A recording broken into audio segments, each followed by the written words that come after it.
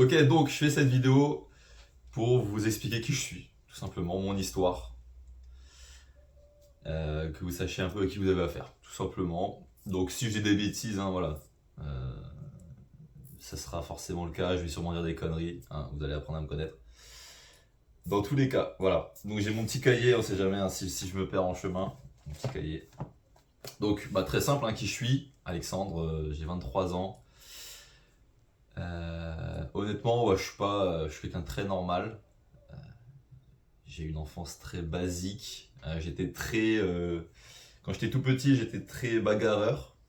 Donc quand j'avais quoi 6 ans, de 6 ans à 8 ans, voilà, début primaire, j'étais très bagarreur, j'aimais bien me battre. Et après ça, je me suis calmé d'un coup. Et je vais couper ça.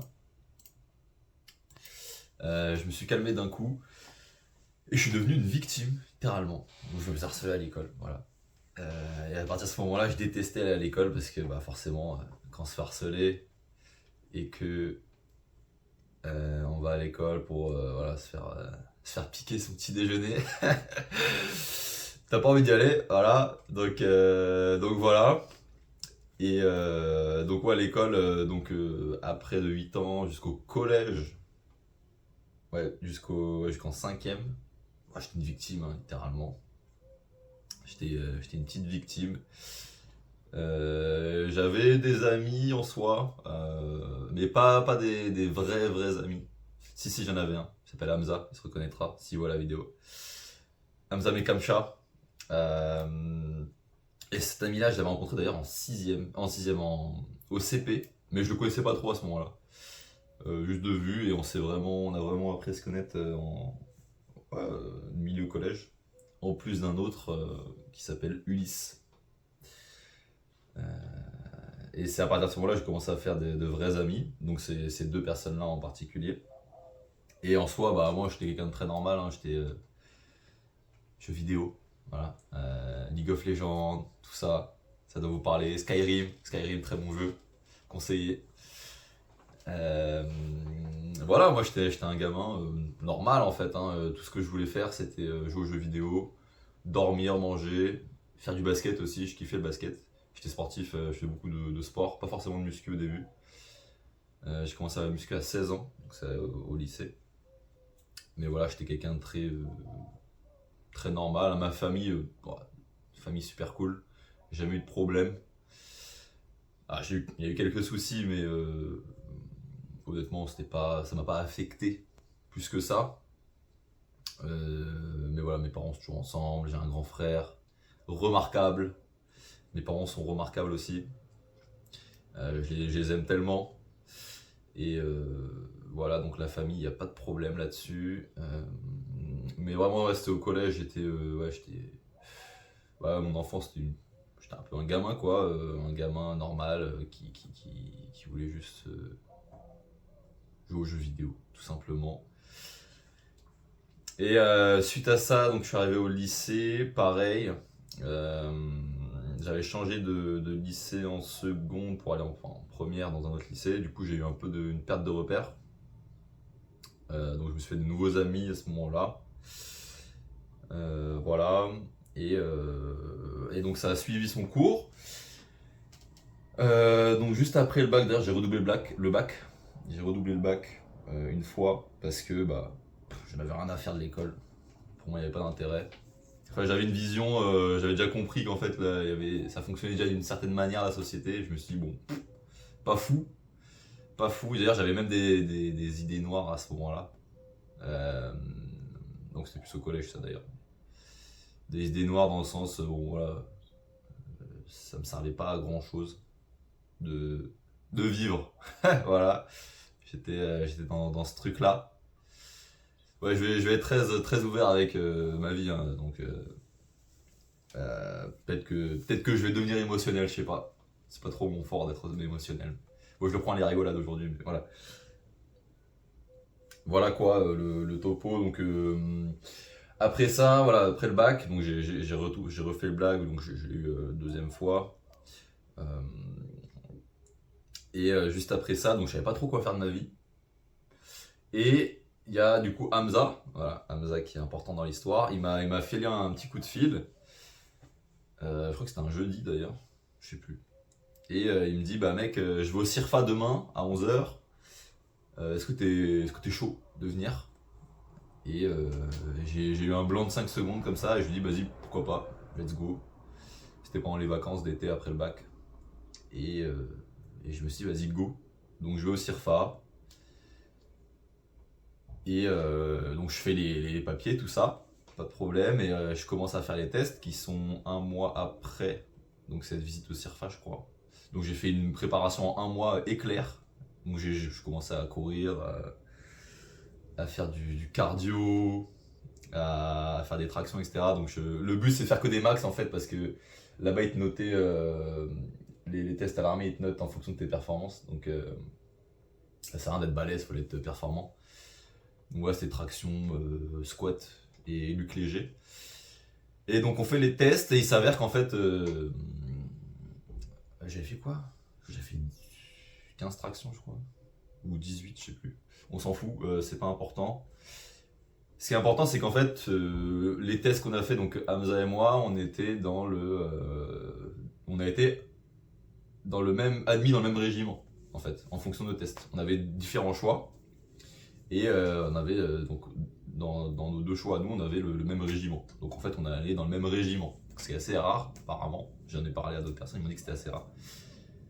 Et donc voilà, suite à ça, on fait le processus. Donc les classes, donc c'était dans un régiment parachutiste, voilà, un régiment parachutiste. Et c'est là où j'ai rencontré mon premier mentor. Il va se reconnaître s'il voit la vidéo, il s'appelle Sandro. On l'appelle Sandro. C'est mon premier mentor. Et j'ai appris énormément de choses grâce à lui. Et d'ailleurs, s'il voit la vidéo, mec, je t'aime. Je te kiffe trop. Et voilà quoi, il m'a appris énormément de choses. Il m'a bien cassé la gueule aussi, c'est normal. Et c'est grâce à lui qui m'a poussé à chaque fois quand j'étais pas bien pendant les classes. Évidemment, c'était pas les classes les plus difficiles, mais il y a des moments où c'est pas facile forcément. Sinon, ça sert à rien. Et donc, il était là vraiment derrière mon dos, quoi, tout simplement. Et ce qui était bien, c'est vu que j'étais avec Hamza, pardon, on était dans le même groupe, le même golf. Et ce qui était bien, c'est qu'on se poussait tous les deux aussi. Et il y avait une bonne cohésion entre nous deux. Donc voilà, les classes qui se sont bien passées. Et donc voilà, donc j'ai fait l'armée, je suis resté je suis resté à peu près 4 ans en soi sur les papiers. C'est ça, ouais, à peu près 4 ans. Et j'ai quitté sous blessure en soi, donc c'est plus psychologique puisque j'avais une grosse baisse de morale parce qu'il y avait un événement familial qui arrivait quand j'étais en mission c'était oui à Tahiti, voilà, Tahiti. Et pendant ce moment-là, j'étais pas bien du tout parce que j'avais des news de ma famille. Et il y avait un gros décès dans ma famille, voilà. Et ça m'a affecté énormément parce que c'est une personne qui coûtait beaucoup pour moi. Et voilà un peu le truc. Donc j'étais vraiment pas bien, je suis retombé dans des idées noires comme à l'époque du collège. Et j'étais vraiment pas bien du tout. Pas bien du tout, je suis rentré de la mission. Et j'étais donc je faisais une petite mission aussi au régiment à ce moment-là, dès que je suis rentré. Et donc j'avais pris le week-end, je suis rentré chez moi, donc aujourd'hui à Paris. Chez mes parents, et mes parents ils ont tout de suite vu qu'il y avait un problème. Et donc je suis allé voir un psychiatre il m'a dit qu'en fait, bah, mec, il y a un problème là. Réveille-toi parce qu'il y a un problème, faut pas les idées comme ça, c'est pas normal. Voilà. Donc, à partir de ce moment-là, il y a eu un processus de réforme qui a été mis en place, donc processus militaire, qui a pris beaucoup de temps. Et donc voilà, donc je le fais court parce que voilà, c'est pas forcément drôle à expliquer pour vous non plus, à entendre. Mais je fais le cours, d'ailleurs c'est aussi grâce à à Sandro, je l'ai appelé pas mal de fois, qui m'a aidé. Donc encore merci. Et donc voilà, ça se passe. Donc je suis réformé.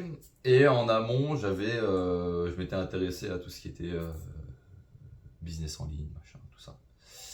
J'en avais parlé de closing. Voilà, on m'a parlé de closing. Qui, encore une fois, de la part de Sandro. Et donc je me suis formé au closing. Et j'ai fait du closing pendant à peu près un peu moins d'un an. En soi, le closing, tu fais ça un peu toute sa vie parce que c'est de la vente. Et la vente fait partie de toute la vie de tout le monde. Enfin bref. C'est un autre sujet. Mais voilà un peu le topo. Et pour revenir un peu au sujet de la chaîne YouTube, parce que c'est une chaîne de fitness en soi. C'est pour aider les. Enfin, c'est précisément dans. Justement, j'aide les personnes les hommes skinny à prendre du poids. Voilà, concrètement, c'est ça ce que je fais, parce que c'est aussi mon histoire. Au-delà de cette histoire précédente que je vais expliquer, moi, je suis forcément un mec qui joue aux jeux vidéo, qui fait rien, par du basket, et il est comme ça, quoi. C'est un squelette. Je sais pas si vous connaissez le squelette de Minecraft. Voilà, parfait. C'est pareil, ou alors une paille, comme vous voulez. Et ce qui s'est passé, c'est que j'avais commencé la salle à 16 ans. Voilà, j'avais commencé la salle à 16 ans. Ouais, c'était bien. Je crois que j'avais pris 5 kilos. Sans forcer, j'avais pas forcément forcé. Juste manger comme un gros lard. Je mangeais comme un ogre. Donc ça m'a aidé. Et là où j'ai commencé à prendre du poids, c'est donc à l'armée.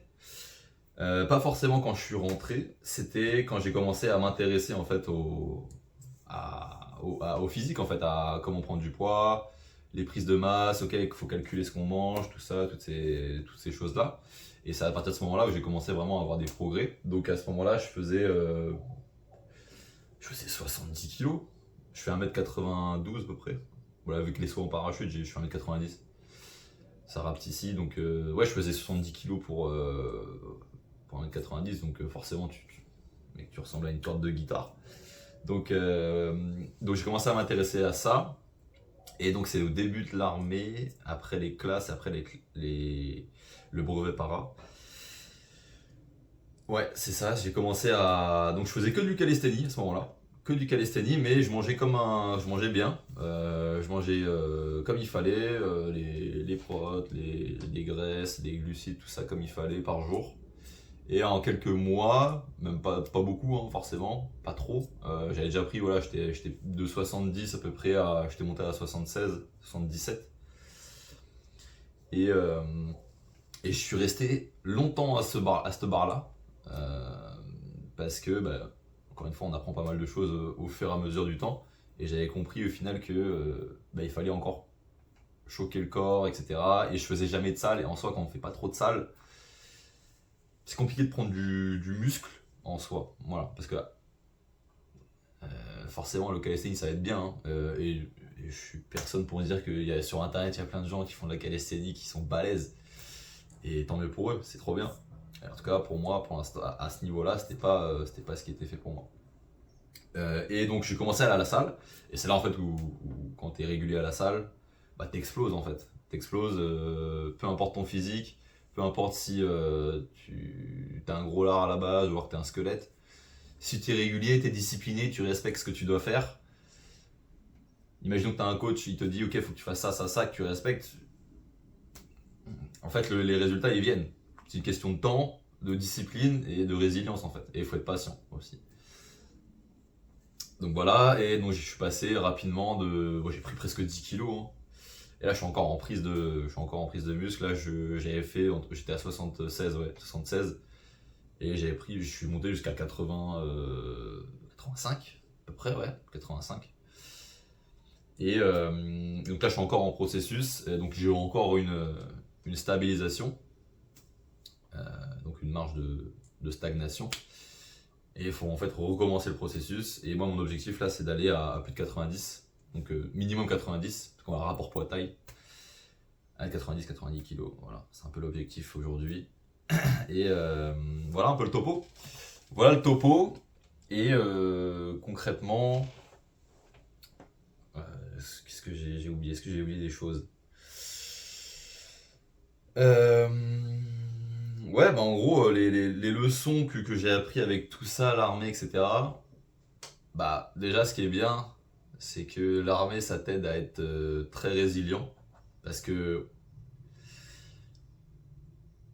on te met dans des épreuves, que ce soit des stages commando, des marches très longues, avec des sacs lourds. Et bah, tu te dis, ah ouais, non, mais je peux pas faire ça. Mais en fait, quand t'es dedans, et bah, tu le fais en fait. Même si tu pensais que t'étais pas capable, tu vas au-delà de tes limites. C'est ça en fait. L'armée, c'est ça, c'est le but. C'est on va plus loin que ce qu'on peut faire. C'est toujours ça le but. Donc ça m'a appris pas mal de choses par rapport à ça, ce qui m'a aidé à voilà, être dans la discipline, continuer, ne pas abandonner, parce qu'abandonner c'est pour les gays, voilà, ça je vous le dis. Et ce qui m'a aidé aussi, c'est la foi. Et ouais, la foi, à la base, moi je ne crois pas du tout en Dieu. Je viens d'une famille, mes parents sont baptisés, mais il n'y a il y a aucun sens de religion ou quoi que ce soit, tout le monde s'en fout en soi. Et donc j'ai été élevé comme ça. Et en fait, quand j'étais en mission, encore une fois, à Tahiti, c'est important la foi. Parce que c'est ce qui m'aide maintenant tous les jours et tout le temps. Et quand j'ai découvert ça, je me suis dit, mais comment j'ai pu vivre sans ça depuis des années en fait. Donc pour la petite histoire, voilà, à vous de me croire ou pas, hein. Là, vous voulez peut-être me prendre pour un fou. À vous de me croire ou pas. Mais c'est ce qui m'est arrivé. Ok, donc j'étais à Katiou. Katiou, c'est une île avec des autochtones. Et là-bas, les gens sont très croyants. Ok, les gens, ils sont là. Et en fait, c'est pas des gens comme vous voyez tous les jours, hein, qui sont pressés d'aller au travail, stressés, je sais pas quoi. Ils sont pas comme ça, ces gens. En fait, ces gens-là, ils sont là. Ils ont pas de, ils ont pas de peur, de quoi que ce soit. En fait, ils sont présents. Ils sont juste là. Et c'est important. Parce que il y a une messe un dimanche et je suis curieux, moi je vais voir la messe. Je me dis tiens ça peut être sympa, il y a des chants et tout, j'aime bien chanter, machin. Et je vais là-bas. Et donc encore une fois, vous devez peut-être me prendre pour un malade, mais c'est ce qui m'est arrivé. Mais moi j'y croyais pas. Et j'y crois pas encore aujourd'hui de ce qui m'est arrivé, mais c'est ce qui s'est passé en fait durant toute la durée de la messe. J'avais comme un vêtement chaud autour de moi durant toute la durée de la messe. Et je me suis dit mais c'est bizarre. Non, c'est un frisson, voilà, c'est rien d'autre que ça. Mais en fait, un frisson ça dure 2 secondes. Mais là, ça a duré pendant 1 heure et demie. Je me suis dit tiens, il y a un truc. Et donc depuis ce jour-là, j'en ai parlé du coup à différentes personnes qui sont dans ce milieu. Et ben en fait, ils m'ont dit quoi, c'était l'Esprit Saint apparemment qui est venu vers moi. Enfin bref, depuis ce jour-là, je me suis dit mais c'est pas des conneries en fait tout ça. Et donc depuis ce jour-là évidemment à mon échelle je priais comme il fallait, enfin comme je pensais le faire évidemment. Je connaissais rien. Maintenant j'ai ma peu. Alors petit cadeau de mon baptême il y a une semaine. Petit cadeau de mon baptême d'Ulysse. Bref. Voilà, grâce à ça, bah en fait, ça permet pour la petite histoire, c'est pour la petite histoire, mais en gros, voilà, la foi, c'est hyper important pour moi maintenant, et je peux pas vivre sans, parce que c'est un peu le but d'être aligné avec ce qu'on veut faire dans la vie, ok? Là aujourd'hui, je fais pas de travail qui m'emmerde. Je suis pas là à me dire, je me réveille le matin, j'ai la flemme. Non, non. Non, là aujourd'hui, je fais cette vidéo, c'est avec plaisir. C'est avec plaisir et enthousiaste. Et encore une fois, il n'y a pas de filtre. Il n'y a pas de filtre. Je suis vraiment de toi à moi et dans tous les cas, je dis forcément des conneries parce que je suis con un peu. Je suis un peu bête des fois. Mais voilà. C'est important pour moi à la fois d'être aligné avec ce qu'on veut faire. Même si parfois vous n'avez pas de résultat. Là, il y a récemment, ce que j'ai fait, c'est que je vous avais parlé de la vente, donc du closing. Ce que j'ai fait, c'est que j'ai arrêté complètement ça. Pourquoi? Parce que moi, j'ai du mal à me focus sur plusieurs choses à la fois. Et je me suis dit, ok, le closing c'est cool, j'ai eu des bons résultats avec plusieurs offres différentes, avec l'équipe Momentum qui est au top, honnêtement, c'est une super équipe. Si jamais vous voulez former avec eux, je fais pas de pub, hein, mais ils sont très bien, voilà. Donc je me suis formé avec eux et j'ai eu des bons résultats avec eux, avec d'autres offres aussi, qui n'étaient pas forcément en collaboration avec Momentum. Ce qui me permettait de faire des bons revenus par mois, hein. C'était cool, hein, franchement, voilà, j'étais pas à plaindre. Et, euh, et à côté de ça, j'avais cette ambition en fait cette envie plutôt, d'aider les personnes qui étaient comme moi. Donc les mecs maigres qui n'arrivaient pas à prendre du poids, machin. Et qui n'avaient pas confiance en eux à cause de ça, etc. Je l'ai vécu, c'est pour ça que j'en parle. Et c'est vraiment ça qui m'a poussé à me dire, mais ok, en fait, c'est ça que je veux faire. Moi, c'est pas juste de la vente. Moi, je veux vraiment aider les personnes qui ont un mal-être à cause de ça, en fait. Parce que j'ai eu ce mal-être personnellement. Et je sais que ça fait mal. Et je sais que ça peut détruire psychologiquement quelqu'un. Juste le fait de se comparer à d'autres personnes et se dire, ok, moi, je suis trop mince. Et à cause de ça, ben, j'ai pas confiance en moi. Je peux pas, je sais pas, par exemple, vous aimez les filles. Je peux pas aller la voir parce que je vais me dire, ah ouais, non, mais elle va pas vouloir parce que j'ai un truc comme ça, quoi. Ça peut être pour des filles, ça peut être même pour le travail, hein, ça peut être pour tout ce que vous voulez, ou même je sais pas, aller à la plage. T'as pas envie d'enlever ton t-shirt parce que voilà.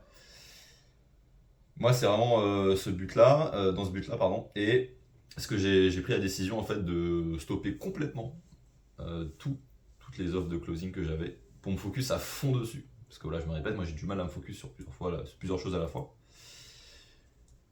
Et dans tous les cas, ce que je me suis dit en plus, c'est bah voilà. J'aurais que ça à faire dans tous les cas. Et en fait, c'est un peu de mettre au dos au mur et me donner à fond là-dessus en fait. C'est complètement ça. Donc c'est ce que j'ai fait. Et donc voilà, c'est concrètement ce que j'ai fait. J'ai aidé déjà pas mal de gens, ce qui est trop bien. J'adore ça, c'est franchement cool. Mais voilà un peu le topo de qui je suis. Je parle un peu trop, mais c'est important. Peut-être que je referai cette vidéo dans un mois, enfin dans un mois, dans 9 mois, pour améliorer ça. Forcément, il y aura des erreurs, hein. C'est la première vidéo que je fais, long format. Mais c'est cool, ça me fait plaisir. Donc voilà. Bah écoute, si ça t'a plu, n'hésite pas à t'abonner ou à mettre le pouce bleu. Putain, je pensais pas que j'allais dire ça un jour. Ah, c'est trop drôle. Ouais, bah voilà. Pouce bleu et commente. Commente si t'as un truc à dire. Si t'as envie de m'insulter ou alors si t'as envie de m'encourager, vas-y, fais-toi plaisir. Moi, je m'en fous. Y a pas de problème. Je prends les retours. Et voilà. Donc voilà. J'ai rien oublié, je pense. Non, c'est bon. Allez. Merci de ton temps. Et on se voit très vite dans la prochaine vidéo où là, je vais pas parler de mon histoire, je vais parler de muscu. Avec ce tableau blanc là. Je t'apprends pas mal de choses là-dessus. Allez, c'est parti.